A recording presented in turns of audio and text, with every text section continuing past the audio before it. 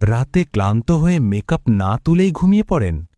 জানেন এটা আপনার ত্বকের কতটা ক্ষতি করছে? প্রথমত, লোমকূপ বন্ধ হয়ে যায়।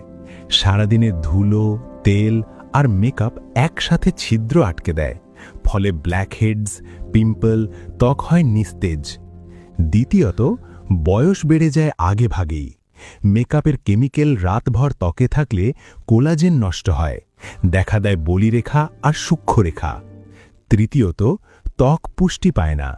রাতেই ত্বক নিজেকে রিপেয়ার করে, মেকআপ থাকলে সেই কাজ বাধা পায়, ত্বক দেখায় ক্লান্ত ও ডিহাইড্রেটেড। আর সবচেয়ে বিপজ্জনক, চোখের ক্ষতি। মাস্কারা, আইলাইনার না তুললে চোখে জ্বালা, ইনফেকশন, এমনকি কনজাংটিভাইটিস পর্যন্ত হতে পারে। তাই যতই ক্লান্ত হন, ঘুমানোর আগে মেকআপ তোলা মাস্ট। আপনার ত্বক আপনাকে ধন্যবাদ দেবে।